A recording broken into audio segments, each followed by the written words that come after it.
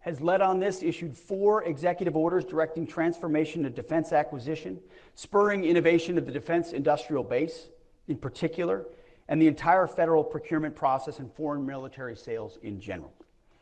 That's because the president recognizes one simple fact: America's military is the greatest in the world by far, and we must keep it that way. Our commander-in-chief is leading the way, affording us, this is what is so key in any effort like this, affording us the top cover to do big, hard, and necessary things quickly. Members of the House and Senate Armed Services Committee, on a bipartisan basis, have advanced proposals to reform Pentagon procurement through the SPEED Act and the Forged Act. Through their close collaboration and extensive exchanges with Congress, much of what we are planning and announcing directly reflects the insights and reform ideas that have emerged from those ongoing partnerships. Many of the changes we're implementing today are the direct result of those congressional engagements, and we look forward to continuing this vital collaboration as we transform the department. So I want to thank Chairman Wicker and Chairman Rogers, especially for their leadership on these issues. Together, these executive orders, the congressional reforms, and the efforts by the services and department leadership, many of which are already underway, will enable 5 broad transformations. 1, inspire American industry to become a wartime industrial base that focuses on speed and volume through reliable demand and adaptable business practices for current partners and new entrants alike. 2, unleash the defense, industrial, and government workforces by incentivizing progress over process. 3, bias new acquisition and requirements processes for speed, flexibility, and efficiency. And 4, championing technical excellence and higher risk thresholds to accelerate high performance production. And 5, provoke war speed or warp speed by procuring rapidly and sustaining readily, cost effectively as the default, not the exception. So in short, those are broad principles. We mean to increase acquisition risk in order to decrease operational risk. Let me say that again. We mean to increase acquisition risk in order to decrease operational risk. By taking greater calculated risk in how we build, buy, and maintain our systems, we will gain speed to more quickly provide capabilities to the battlefield. An 85% solution in the hands of our armed forces today is infinitely better than an unachievable 100% solution, endlessly undergoing testing or awaiting additional technological development. These are of no use to troops in harm's way. So to the men and women of this department, both military and civilian, who work on acquisition, and our industry partners, let me say this: you are not our enemies in this effort, but you are our allies. You are Obi-Wan Kenobi. You are our only hope. I hear the frustrations of the senseless bureaucracy, the constraints. I hear it every day. You know there is waste. You know there is abuse. You know there are outdated, useless, and silly regulations that squander taxpayer money. You also have ideas to help us defend the United States better, to reform our processes for the better, to make our processes more responsive to the needs of the warfighter. As we move forward, we need your help, and your help as we transform this effort. As I said at Quantico, consider yourself hereby liberated. In transforming the acquisitions process within the Pentagon, we will build on the tenets of restoring the warrior ethos, rebuilding the military, and reestablishing deterrence. We cannot achieve the last 2 without infusing the first throughout the acquisitions ecosystem, including the boardrooms, the labs, and the factories of our indispensable industry partners. The first step in achieving the warrior ethos, as I emphasized at Quantico, requires that we expect the same from our partners. It's imperative that industry focus on hiring and promoting individuals based on merit and not on some garbage ideological standard. DEI has failed at every level of every organization. In our system of acquisition, we all serve the men and women in uniform. and are accountable to the American taxpayer. But we all have a specific role. The Pentagon establishes expectations and outcomes and accountability. Industry provides the talent, the innovation, and the agility, and the capacity that allows us to meet our goals. As with our warriors, the performance standards that industry needs to meet must be high and unwavering. Tolerance for underperformance and failure, low. And the imperative for continuous improvement, relentless. To achieve these goals, it's paramount that human capital decisions across the entire warfighting acquisitions enterprise are predicated upon merit and optimally enable the recruitment, retention, and mobility of our nation's best talent. Just as I told the uniform ranks, personnel is policy. So too in acquisition. Human capital decisions focused on hiring, promoting, rewarding, and accountability will directly determine the success of acquisitions reform. And more importantly, whether or not we save our republic. That's how important it is.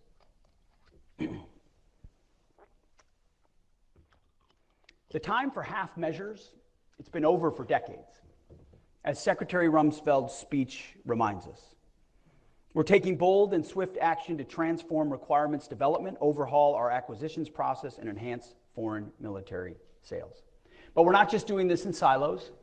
The development of this transformation has prioritized civil-military collaboration at every step, ensuring both our civilian and military leaders across the services and the joint staff directly contributed to the development of the coordination of this overhaul. This was not OSW sitting in a room thinking up ideas. This was collaborative across the Pentagon with the services and the joint staff to figure out how we can make this happen. This is a team effort at the Pentagon, not a hostile takeover.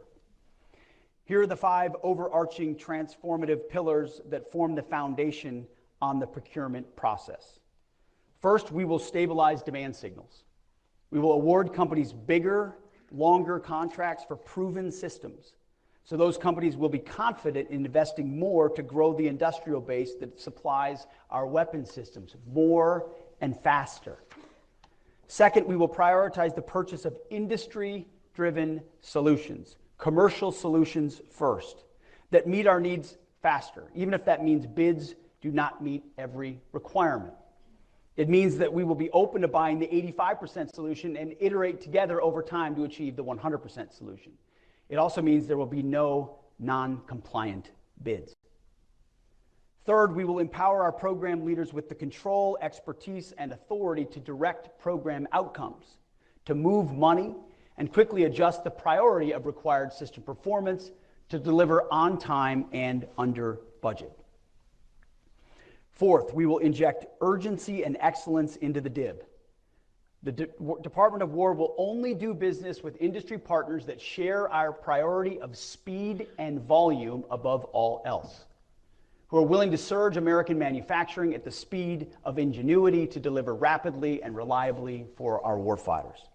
And fifth, regulatory reform.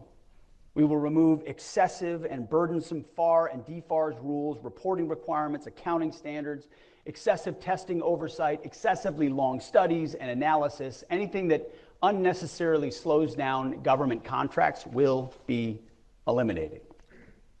So the bottom line is this. These changes will move us from the current prime contractor-dominated system defined by limited competition, vendor lock, cost-plus contracts, stressed budgets, and frustrating protests to a future powered by a dynamic vendor space that accelerates production by combining investment at a commercial pace with the uniquely American ability to scale quickly. Taken together, we will rebuild the defense industrial base into a new arsenal of freedom. What we're doing today marks a new horizon for how we acquire and deliver warfighting capabilities. We are prioritizing speed, flexibility, competition, and calculated risk-taking. We will buy commercial solutions to the maximum extent possible, practicable, and will ensure our systems can produce at scale and relentlessly focus on delivering modern lethal weapons to our warfighters. End of story.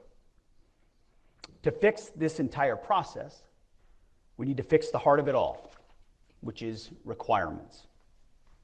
For decades, our requirements process, under the name, and you know it well, Joint Capabilities Integration Development System, or JCIDS, has become an inefficient bureaucratic system in need of a complete overhaul. Which is why today, at my direction, we are transforming the department's process for joint requirements determination. Re-envisioning the requirements process is a decisive step in rebuilding the nation that once led the world in turning ideas into combat power, thoughts into lethality. I am canceling JCIDS, which moved at the speed of paperwork, not war. To put it plainly, JCIDS became a years-long bureaucratic anchor that dragged us down while our adversaries surged ahead with purpose and precision. JCIDS was focused on defining systems requirements, staffing them through countless oversight boards, and then locking them down, while threats and technologies continued to evolve. To validate requirements documents, JCIDS often took over 300 days. Yes, 300 days to close to one whole year just to approve a single document. By the time it got stamped, and it probably was stamped, the threat had changed and the warfighter's needs had shifted. The process was so complicated that there is a 400-page manual, instruction manual, just to understand it, imposing endless templates and layers for review. JCIDS had dozens of reviewers and sign-offs and hundreds of comments to approve a single document. It's its own ecosystem, most of which added little to no value. We tried to please everyone, so we chased consensus instead of clarity. It became a go-along to get along process. The result? Overspecified requirements that satisfy everyone and serve no one. A process built to serve the process. Our industry partners know the biggest obstacle isn't technology, it's our processes. Requirements are unclear or overly prescriptive and even contradict themselves, like that last sentence. They're either so rigid that they strangle innovation or so vague that nobody knows what done actually looks like. Contractors waste time guessing instead of building.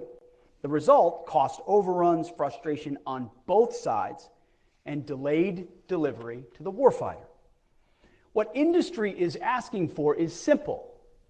Clear, stable problem statements, provided early enough to plan, hire, and train the workforce, and then invest in capital modernization. We rarely engage innovators early, and when we do, the process tries to retrofit their ideas into outdated formats. Existing industry partners who understand the cumbersome process don't even bother to innovate. They know there is no upside to innovation. Rigid standards and archaic templates choke the agility that we need. That's why innovation groups exist to bypass JCIDS entirely and deliver faster. The lesson is obvious. If we want innovation, and we desperately do, we must build a requirement system that welcomes it instead of smothers it. You can catch a glimpse of where we're moving when it comes to our commitment to acquiring critical munitions and the Golden Dome. Secretary Gates, for example, circumvented the Pentagon process to quickly develop and field the MRAP. Now, we're already moving at wartime speed on both of those, Golden Dome and munitions, working outside the slow bureaucratic process. But we shouldn't have to go outside the process to make it work. Urgent needs are met by circumventing it. We can't rely on that. Instead, the entire process must move at the speed of critical munitions, Golden Dome, and the MRAP. In short, we can't continue making big promises we can't keep. The people who define what we need aren't linked to the people who control the money or build the systems. So requirements move forward on paper, but the funding and execution don't follow. By the way, if folks are watching this on Fox, their eyes are rolling over. But everyone in this room understands exactly what I'm talking about. The result, plans without resources, programs without liftoff, and warfighters waving for capabilities that arrive late or never arrive at all. No feedback loop, no shared priorities, and no accountability. Until we connect need, money, and delivery under one roof, we keep producing wish lists instead of weapons. President Trump recognized the reality and challenged our department to adopt a wartime mindset, to confront the bloated and inefficient bureaucracy. And that is why today, at my direction, we are undertaking a series of actions that immediately and fundamentally change how we develop requirements to get capabilities into the hands of our warfighters at speed. We're ending a system that was built for paperwork, not mission. JSIDS is dead, and it was slow and bloated and disconnected from reality, and we will do better. I'm directing the Joint Requirements Oversight Council, the JROC, to stop validating service requirements and to kill the paperwork culture that buries ideas before they ever reach the field. In its place, we're building a new model focused on speed, alignment, and action. We're also reorienting the JROC to start identifying and ranking the Joint Force's toughest problems, what we call joint operational problems. The problems will drive the priorities for the entire department. That is why today, at my direction, we're standing up 3 new decision forums in place of JSIDS. The first is the Requirements and Resourcing Alignment Board, or RRAB, a new decision forum co-led by the Deputy Secretary of War and the Vice Chairman of the Joint Chiefs of Staff, to tie money directly to those top warfighting priorities. We will ensure the Joint Forces' top problems are funded. We're also creating the Mission Engineering and Integration Activity, or MEIA, to bring the best minds, government, industry, and labs together early to experiment, integrate, iterate, and prototype solutions instead of watching good ideas die at the hands of a worthless process. And to make sure good ideas don't die in the infamous Valley of Death, we're establishing the Joint Acceleration Reserve, or JAR, a funding pool set aside to move promising solutions straight into the fight. Finally, each military service will review and reform its own requirements process, cutting red tape, engaging industry earlier, and aligning internal priorities to the new joint system. So what do we believe this new process will achieve? Speed replaces process, money follows need, joint problems drive action, experimentation accelerates delivery, and the services move faster and smarter. Take contested logistics, for example. When we fight, our ability to move weapons, supplies, and reinforcements to the front lines and back, it's critical. We can stay in the fight only as long as our logistics sustain us. Our adversaries know this, and they will attack our supply routes, ports, airfields, depots, and information systems in order to disrupt us. We must be able to fight in this contested environment, and these reforms will ensure that we can. We'll start by elevating contested logistics as a key prioritized operational problem. We're going to work side by side with our industry partners to come up with innovative solutions through experimentation and rapid prototyping and ensure that it's properly funded. Logistics will be prioritized, integrated, and delivered quickly and as long as our warfighters need it. See, we're moving from process to purpose and from paper to power projection.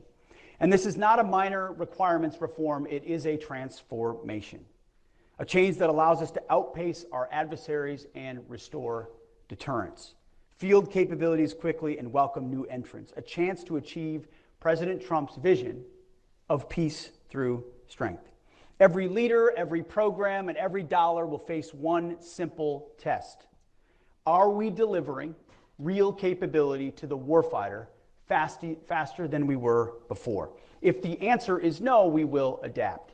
We will not stop, and we will not back down. That was requirements. On to acquisitions.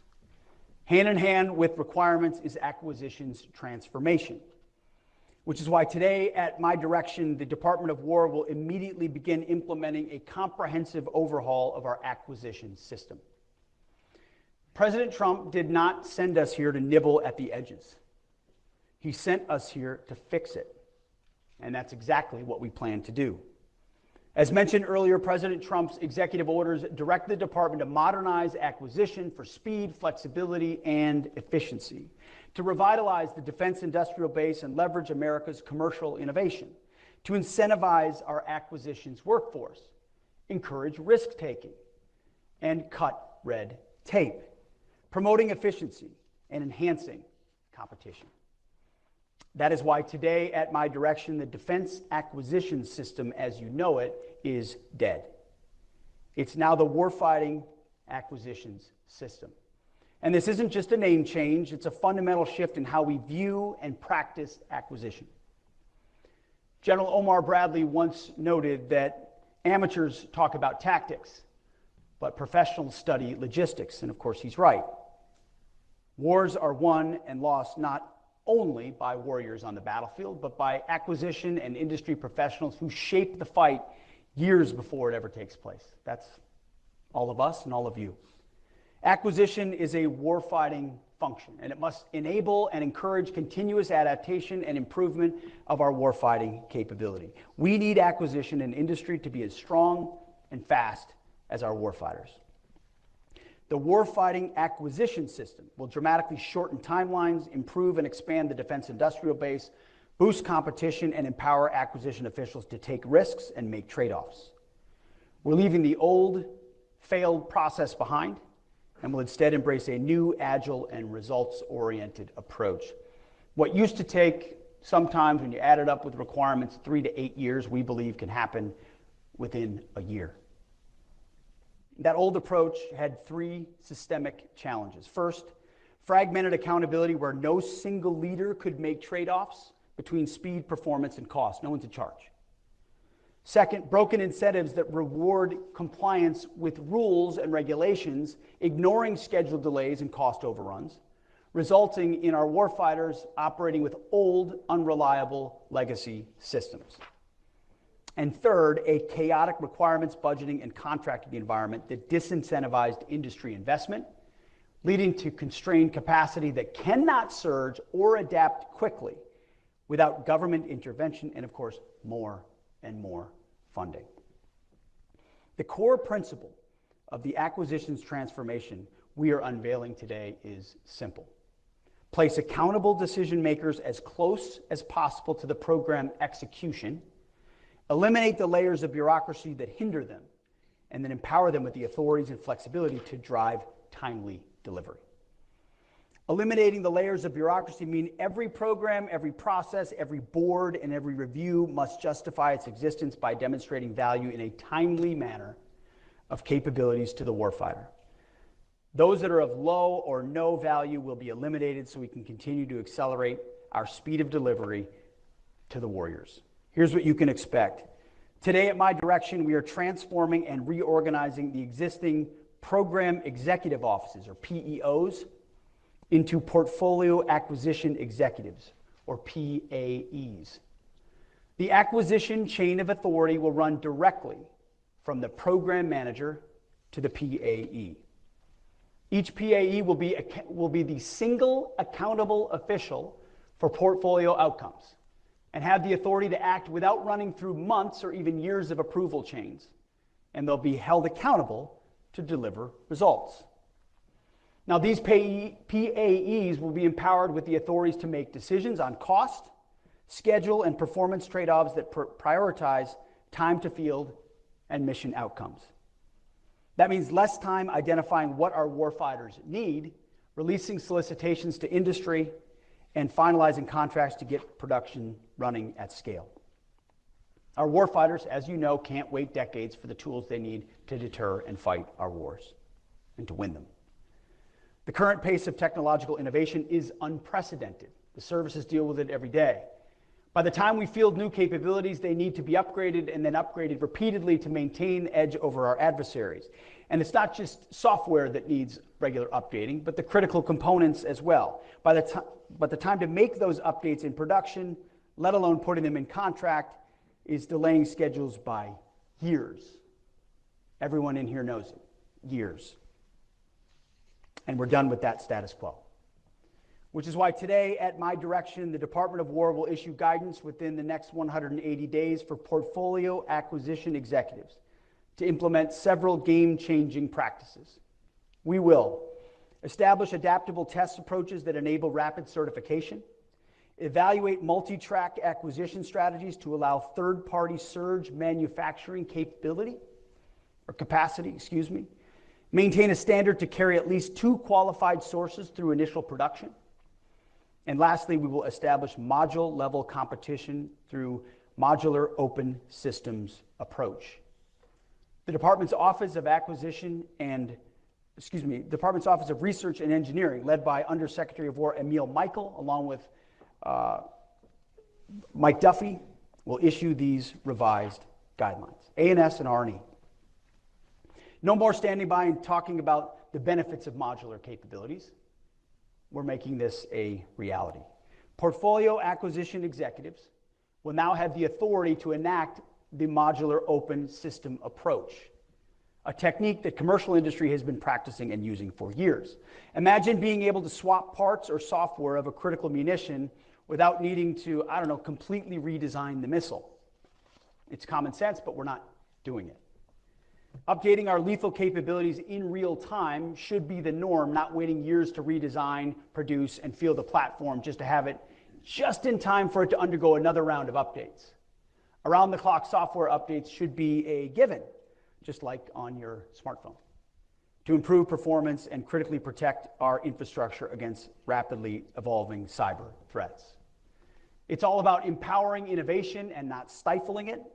It's about the defense industry leveraging practices the commercial sector has already perfected, things like computer-aided design, digital processes, building virtual models, and 3D printing. We will break down monolithic systems and build a future where our technology adapts to the threat in real near time. Contracting officers will be embedded within program teams and accountable to program leaders, shoulder to shoulder with our engineers, operators, and warfighters, the ultimate end users, who can provide critical real-world user feedback to the engineers. Contracting officers' performance will be judged not on mindless compliance with thousands of pages of regulations, but on mission outcomes. The portfolio chain of command are the ones in charge. They're responsible for mission success. If the mission is not successful, there will be real consequences. We will ensure accountability by extending PAE tenure to be longer than the current PEO service times. We will leverage taxpayer dollars in a more accountable, flexible, and deliberate manner to maximize their value across capability portfolios. We will shift funding within portfolios' authorized boundaries, swiftly and decisively to maximize mission outcomes. If one program is faltering, funding will be shifted within the portfolio to accelerate or scale a higher priority. If a new or more promising technology emerges, we will seize the opportunity and not be held back by artificial constraints and funding boundaries that take months or even years to overcome. And we will partner with Congress at every step of the way for seeking maximum flexibility empowered by transparency. Instead of each program acquiring its own infrastructure, portfolios will invest in common platforms, interfaces, and test ranges. No more endless delays or bureaucratic gridlock. No more customized acquisition pathways. The battlefield doesn't work that way, and neither should our capability development. Programs will be schedule-driven with fixed delivery cycles that embrace learning through iterative development. Our combatant commanders will get operational capabilities years earlier on mature technologies before the threat window actually closes. We will require rapid fielding dates with clear goals for unit cost ceilings and reasonable mission effectiveness standards. All other attributes must remain tradable. We will be agile and respond to rapidly changing threats and battlefield conditions, empowering the PAE to seek deviations, waivers, and delegation authorities to deliver a highly responsive acquisition capability. We will eliminate unnecessary technical standards and compliance requirements that add little or no value to fielding lethal capabilities. We will create lean technical advisory processes to inform accelerated decision-making. We want technical rigor without sacrificing speed. Technical rigor will only come from people most engaged in the program, and they should have a large voice in the process. No more lengthy, inefficient reviews by people who are out of the loop and add nothing but time to the process. We will focus on the operational problems that material solutions are intended to address. We will prefer alternate proposals or solutions that deviate from stated requirements but more effectively achieve operational objectives. Evaluation criteria will focus on mission effectiveness, not specification compliance. We're not just buying something. We are solving life and death problems for our warfighters. We're not building for peacetime. We are pivoting the Pentagon and our industrial base to a wartime footing. Building for victory should our adversaries FAFO. That's why today, at my direction, the Department of War is delivering a plan to streamline test and evaluation requirements. Testing early and often is essential at certain stages of development, but testing for the sake of testing inhibits progress and delays delivery. We will shine a light on performance standards as well, which is why today, at my direction, we are mandating portfolio scorecards with primary performance measures focusing on what truly matters: the time it takes to put weapons in the hands of our men and women who use it if and when necessary. We'll also continue to focus on operational availability and mission capability rates of our current weapon systems. Far too many of our systems are not available to fight right now, as they languish in depots and shipyards for repairs and maintenance, or wait years for parts and the prime contractor to repair the system. We will maximize the number of weapon systems that are available for conflict. The faster we can deliver modern weapon systems, the faster we can retire decades-old legacy systems. We will tailor other measures to each portfolio's specific needs. No hiding, no excuses. Results will be clear and drive improvement, and everyone is responsible for raising opportunities for improvement. Speed and volume will rule. We will foster competition, embrace modularity, and pursue multi-source procurements at every opportunity, moving fast to contract, test, scale, and deploy when a solution is clear. We will strive to maintain at least 2 qualified sources for critical program components. We will minimize getting ourselves into single-source situations where contractors have monopoly power over a key warfighting capability. We will enable third-party integration without prime contractor bottlenecks. Success will be measured by the ability of qualified vendors to independently develop, test, and integrate replacement modules at the component level throughout the system life cycle. There's no more complacency and no more monopolies. To make competition easier, we will increase incentives for component-level competition. This is about more than optics. It's about delivering better components at lower cost. Multi-track acquisition is the future.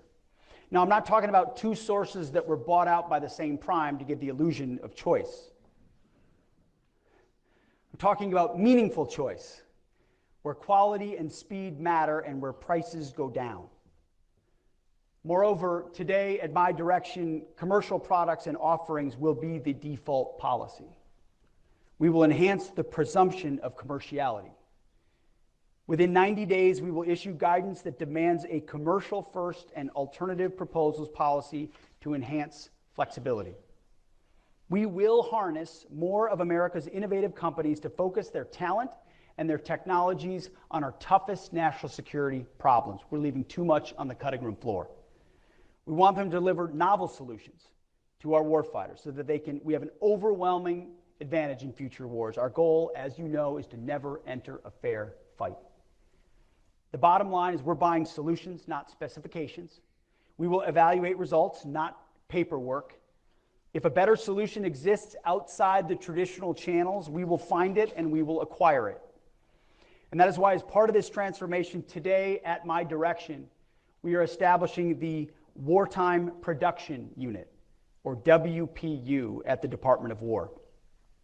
This new unit has been redesigned from the existing Joint Production Acceleration Cell and will focus on transforming how we accelerate the delivery of critical capabilities to our warfighters.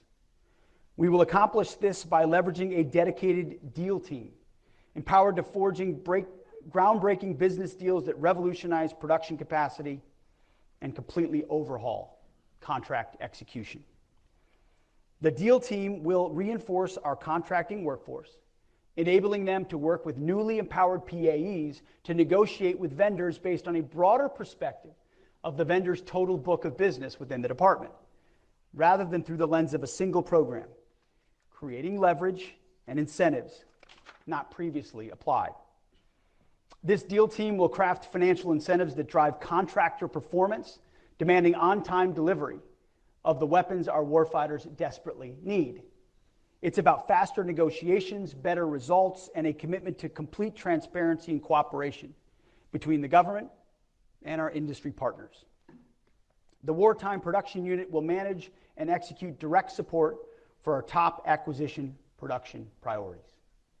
To ensure that we have the best minds in the business, we will bring in a wide variety of the nation's most talented experts to advise on industrial production optimization.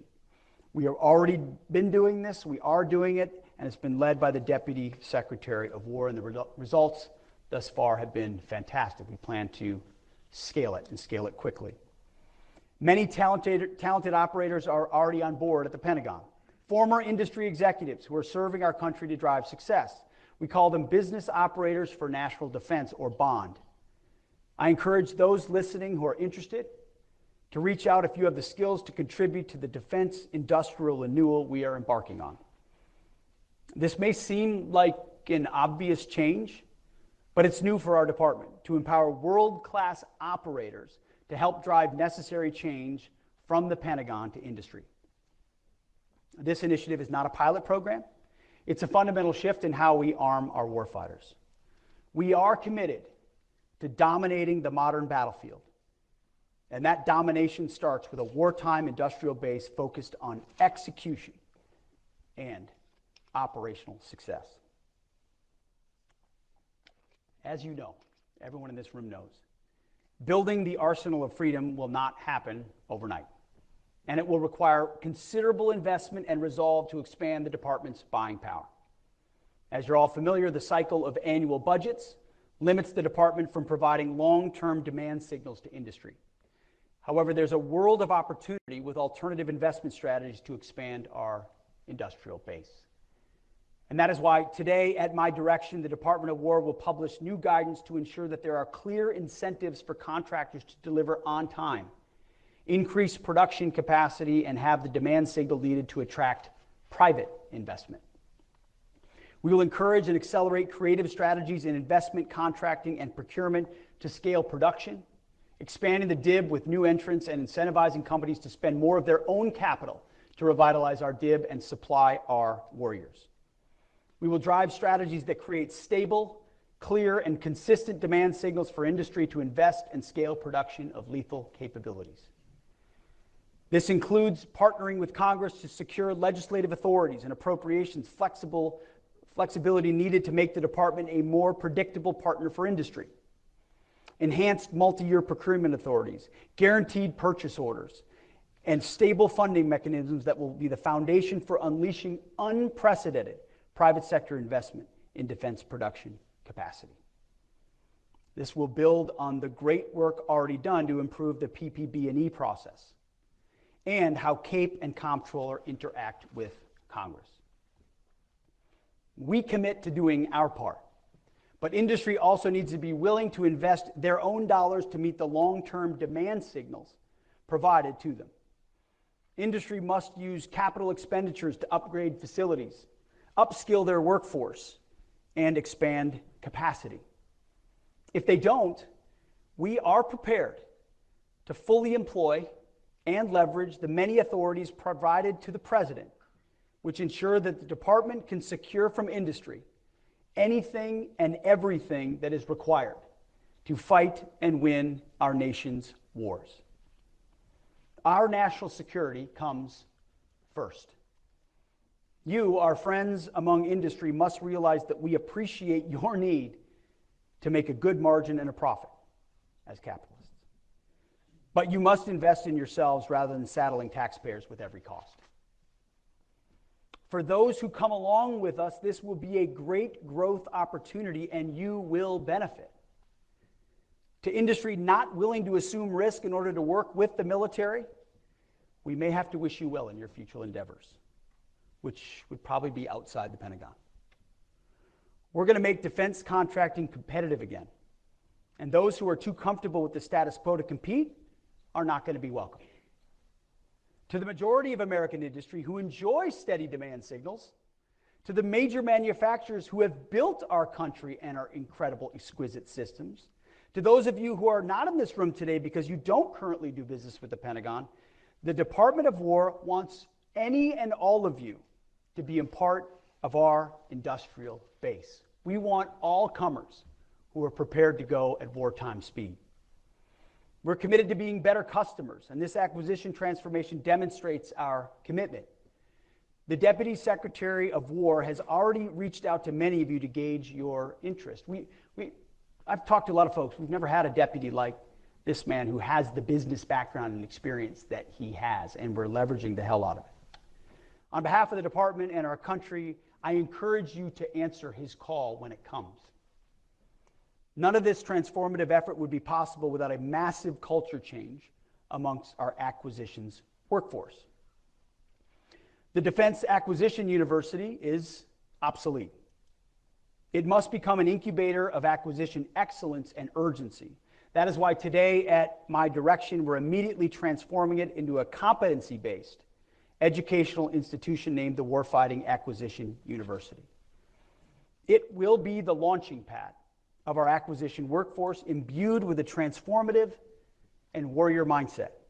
The same warrior ethos I invoked in Quantico must extend across the acquisitions ecosystem to contracting officers, program managers, systems engineers, and requirements developers. The patriotic men and women in this audience who architect, develop, and procure the world's most lethal and capable technology must be unleashed to deliver the arsenal of freedom faster than we ever have before.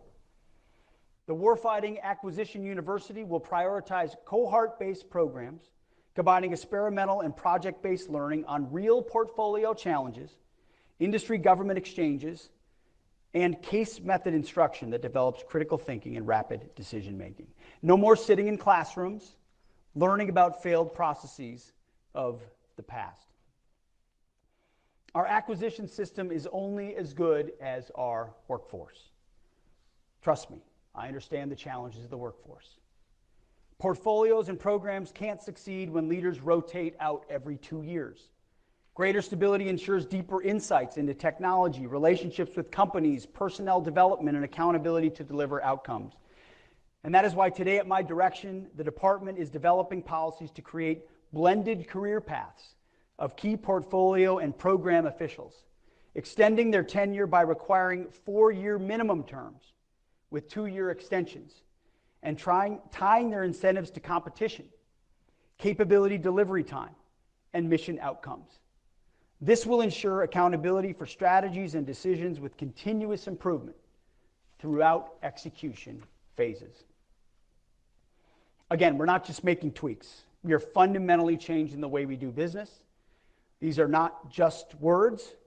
We've already done a great deal of the work. In fact, the new acquisition transformation strategy is being released today. And for many of you in this room, it's hitting your inboxes right now, as are all of the directives that we're announcing today. You will have them before you leave this room. It's a great read. I encourage you to check it out. I read more than the executive summary. Speed to delivery is now our organizing principle. It is the decisive factor in maintaining deterrence and warfighting advantage. If our warfighters die or our country loses because we took too long to get them what we needed, we have failed. It is that simple. That is the business we are in. And we talk to a lot of people that have been in this building a long time. The sense of that urgency has slipped too much. And when you look at what we face, we have to recapture it. Finally, foreign military sales. Transforming requirements and acquisition alone, not enough. We must also improve the way our department and the industrial base supports weapons sales to our allies and our partners. This is a top priority for my team in partnership with Secretary Rubio and Secretary Lutnick. Thanks to the efforts of President Trump, we have reached an all-time high in our foreign military sales. President Trump is securing deal after deal to bring cold, hard cash to American manufacturers, but our processes are too slow, and our industrial base is too inefficient to keep up and deliver on time to our allies and partners. Believe me, I hear about this on every foreign trip and every conversation I have with every president, prime minister, and minister of defense, is what is wrong with your foreign military sales. We ordered it in 2014. It's 2025, and it's scheduled to deliver in 2032. And I sit there going, I don't know what the hell. But we didn't break it, but we're going to fix it. Not only are foreign military sales and defense commercial sales important to our American industrial base, but they're also critical to our strategic vision on the global landscape. Burden sharing has been a key pillar of President Trump's and the Department of War's agenda. And to accomplish this, our allies and partners must be armed with the best and most interoperable weapons systems in the world. Foreign military sales allow our warfighters to stand shoulder to shoulder with our allies to face dangerous global challenges. We're solving it. Hundreds of billions of dollars annually in foreign military sales and defense commercial sales for American-made weapon systems will provide our companies with the fuel to invest in new manufacturing plants, hire engineers, and source components and materials from thousands of subcontractors and suppliers. More effective FMS and DCS will help revitalize the industrial base, you know this, create tens, if not hundreds of thousands of American jobs, lower the cost of deterrence to the U.S. taxpayer, and accelerate capability delivery to our partners that want to buy American-made. They don't want to buy Russian, they don't want to buy Italian, they don't want to buy French, they want to buy American, but they don't want to wait a decade for it. So what's been the issue? Red tape, inefficiency, and a lack of investment in our defense industrial base. Well, we're sitting on a massive opportunity to supercharge our defense sales and industrial might, to add the surge capacity we need to increase volume for American stocks. The key lies in cracking the code on process efficiency and aligning sales with our efforts to revitalize the defense industrial base. We need to eliminate the backlogs and strengthen the critical supply chains that contribute to delivery delays. When we promise to supply our partners with critical capabilities, we must deliver on time every time. Our success ensures their ability to fight and win, and we can and must do better. We're taking decisive action to resolve it. We've worked to bake exportability into the acquisition lifecycle from the very beginning, and we're investing heavily in making that a reality. We're modernizing our IT systems and establishing clear performance metrics to track progress and identify bottlenecks. At the operational level, some of our combatant commands, I've seen it firsthand, have similarly begun moving out to remove FMS process inefficiencies at the tip of the spear in theater.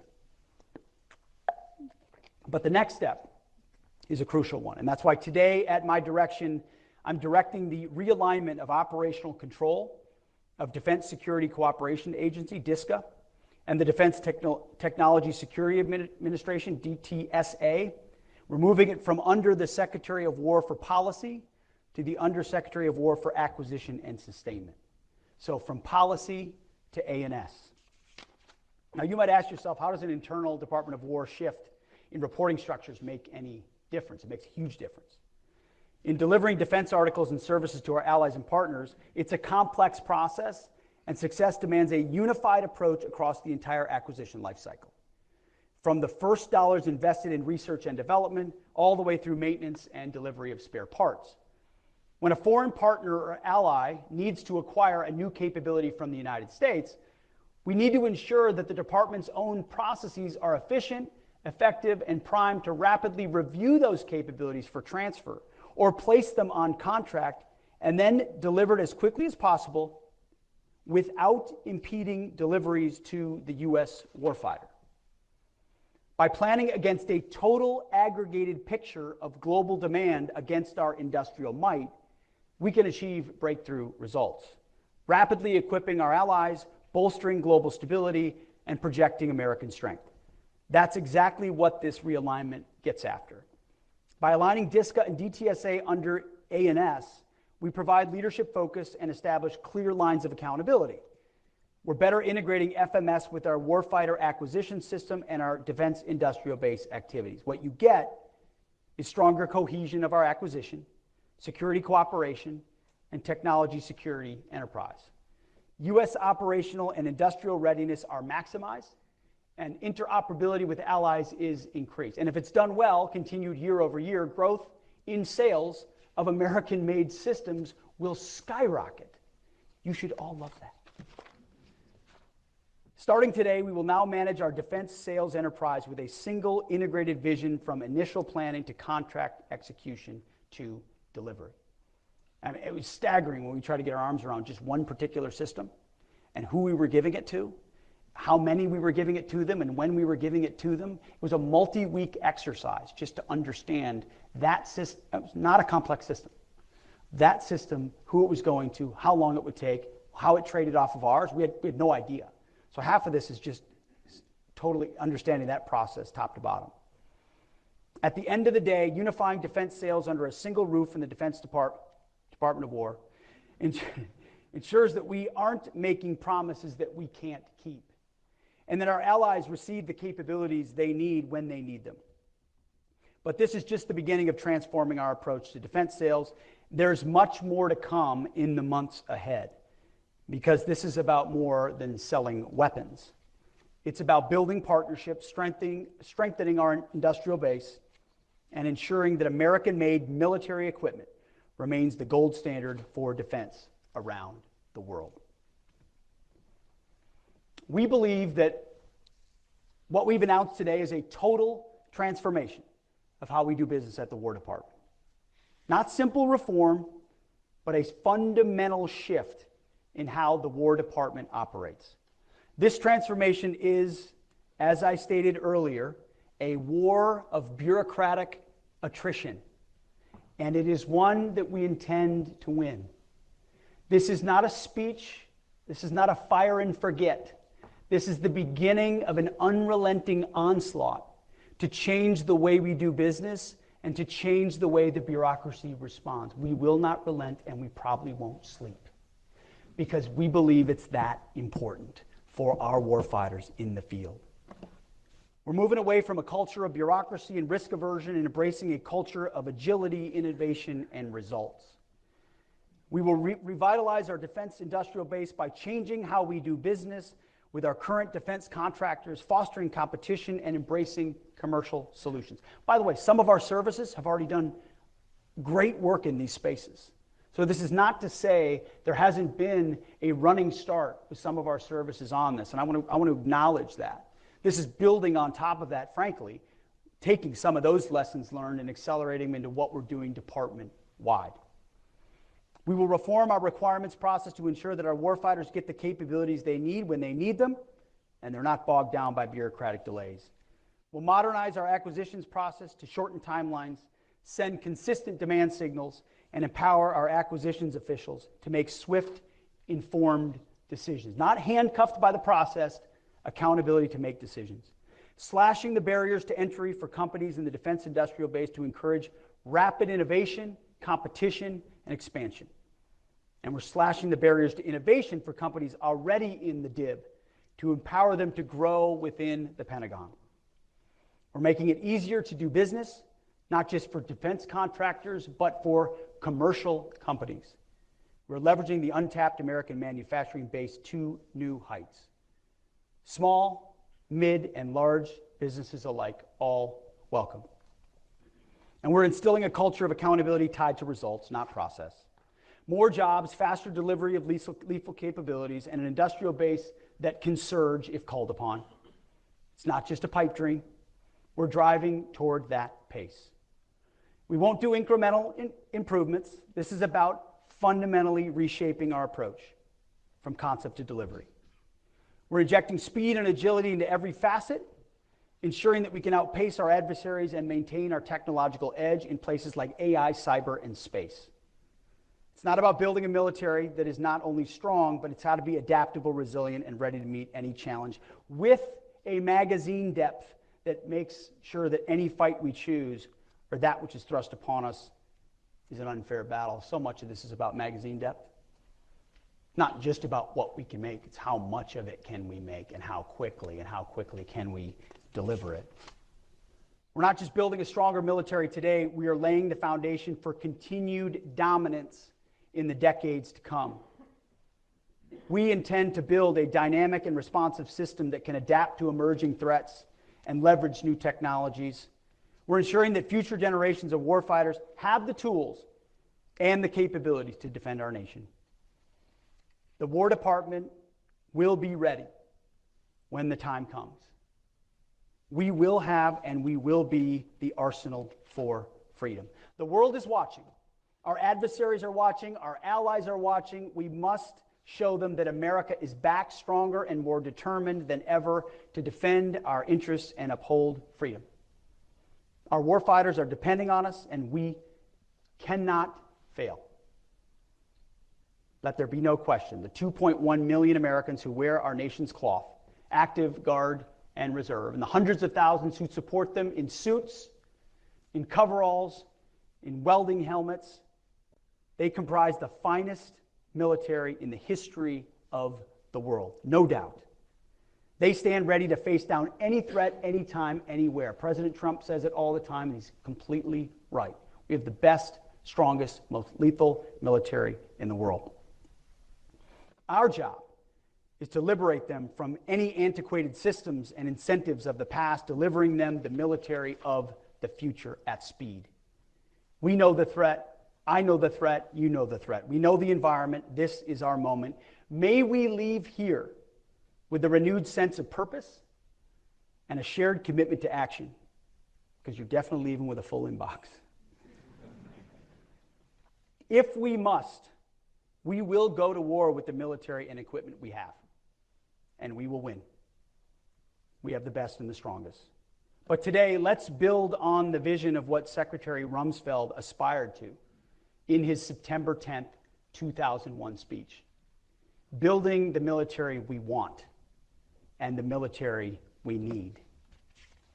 The arsenal of freedom. That, my friends, is what we owe our warriors, present and future. So thank you all for what you do. May God bless you, and may God continue to bless our great republic. Thank you. Appreciate it. Thank you. Thank you, guys. Thank you. Thank you, brother. Good to see you.